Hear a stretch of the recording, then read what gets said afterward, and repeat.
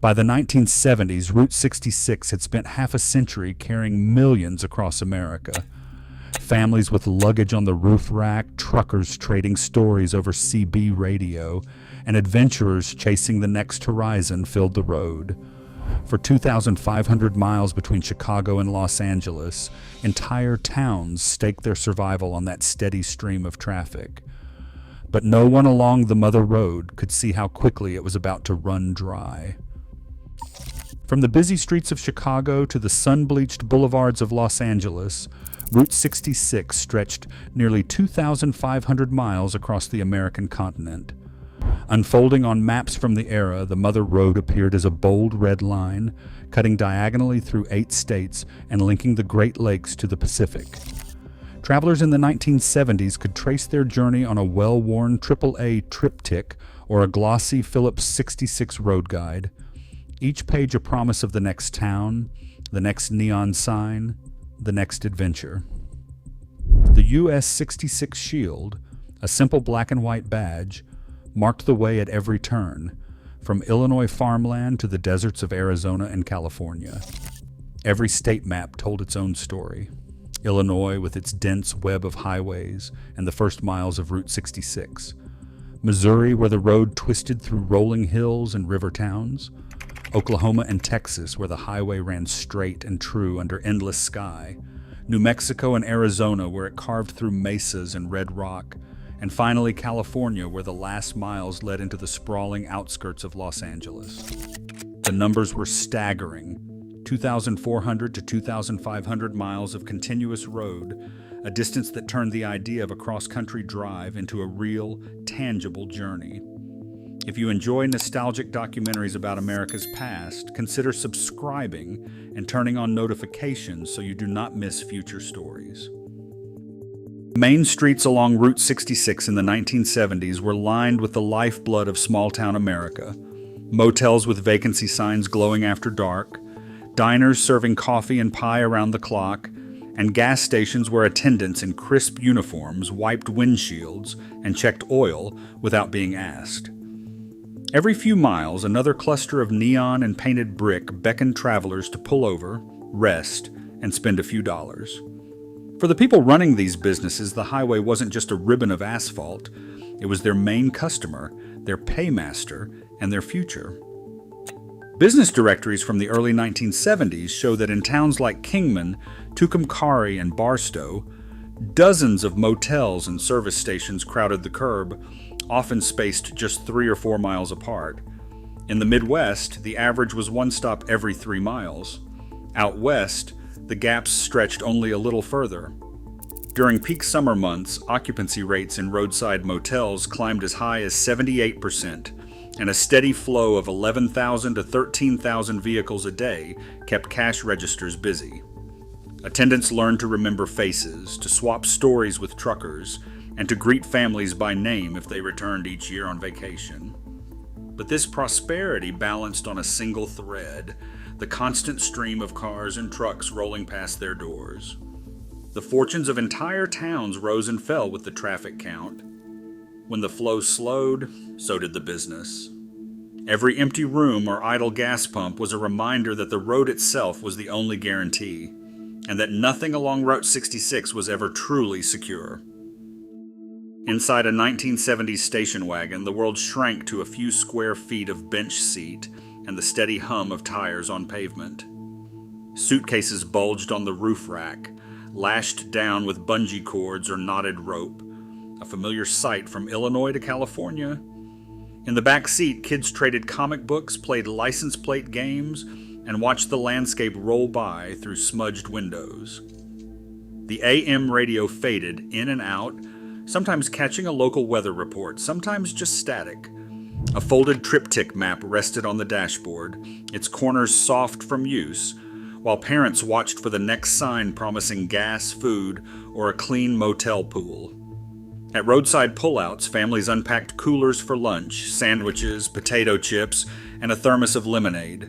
Picnic tables, often painted turquoise or red, sat in the shade of a single cottonwood. The air buzzed with cicadas, and the only traffic was the occasional rumble of a semi heading west. Drivers waved as they passed, a silent nod of shared journey. Truckers moved by a different rhythm. Behind the wheel of a Peterbilt or Kenworth, their world was measured in miles and hours. CB radios crackled with voices saying Breaker 19, any Smokies near Kingman. Handles like Desert Fox and Bluebird echoed through the ether, part code, part camaraderie. They traded tips on the best coffee between Amarillo and Gallup, warned about speed traps, and offered help to anyone in trouble. For some, the road was a stage for adventure. Solo travelers and young couples in battered vans or motorcycles chased sunsets, stopping wherever the mood struck. The sense of motion, of possibility, was as much a destination as any city on the map. Each day brought a new horizon, each night the glow of a different motel sign. On Route 66 in the 1970s, the journey itself was the heart of the experience. Neon was the language of Route 66 in the 1970s. Every night, the road glowed with a patchwork of flashing signs, cactus shapes, cowboys tipping their hats, and arrows promising hot coffee or a clean bed. Main streets in towns like Tucumcari and Kingman pulsed with color, each sign competing for the attention of passing drivers.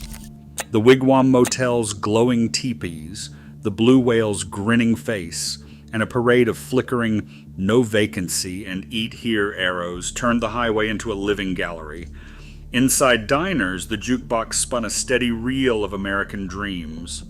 In 1975, the Fatback Band's cover of Route 66 was pressed onto 45s and shipped by the tens of thousands to jukeboxes from Oklahoma to California.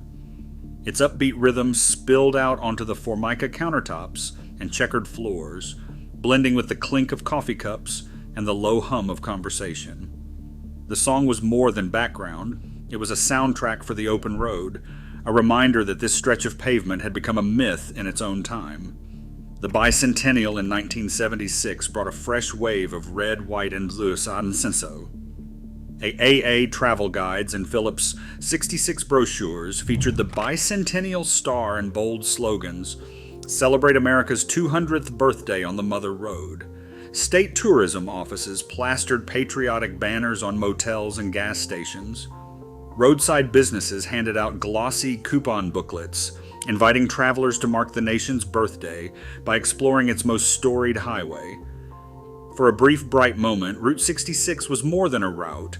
It was a stage for the country's collective memory, alive with music, neon, and a sense of shared celebration. In the middle of the 1970s, the hum of Route 66 was interrupted by two forces that no neon sign could outshine. First came the new interstates, broad, unbroken ribbons of concrete, like Interstate 40, opening one after another and sweeping past towns that had depended on the steady pulse of the Mother Road. Ribbon-cutting ceremonies in places like Barstow and Tucumcari drew local headlines, but for motels and diners along the old route, the celebration felt hollow. Cars and trucks now bypassed Main Street entirely, their taillights vanishing onto the interstate. Then, almost overnight, the oil crisis hit. In 1973, gas prices shot up from 36 cents to more than 50 cents a gallon, with California pumps sometimes charging over 60 cents. Station owners taped handwritten signs to the pumps that read "No gas today" and "Limit 10 gallons." Long lines snaked from the curb, engines idling for half an hour or more, while frustrated drivers watched the numbers on the price boards jump week by week. In some towns, rationing stickers and odd-even license plate rules left travelers stranded, their vacation plans cut short by empty tanks.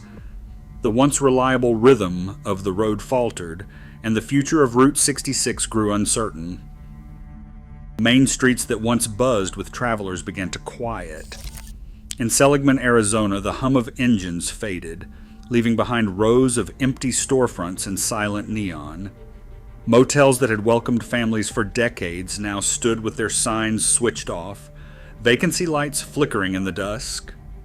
In Kingman and Tucumcari, business directories from the late 70s tell the story in numbers. Dozens of motels and gas stations shuttered within a few years, and daily traffic counts dropped by, nearly half after the interstate bypasses opened. For many, the emptiness was more than economic loss. It was a loss of identity, a rupture in the rhythm of daily life. But not everyone accepted this new silence. In 1978, Angel Delgadillo, a barber in Seligman, gathered neighbors and business owners for a rally on Main Street. Photographs from that day show hand-painted signs reading, "Save Route 66," and faces determined not to let their town disappear. Delgadillo's activism sparked a preservation movement that would echo for decades, reminding the world that the Mother Road was more than a line on a map. It was a living memory worth fighting for. Even as the future felt uncertain, voices rose to keep the spirit of Route 66 alive. Today, fragments of the old road still cut through quiet towns and open plains. Though interstates have redrawn the map, the spirit of Route 66 endures, etched into memory, music, and myth. In every journey west, freedom still calls from the faded stripes of America's most storied highway.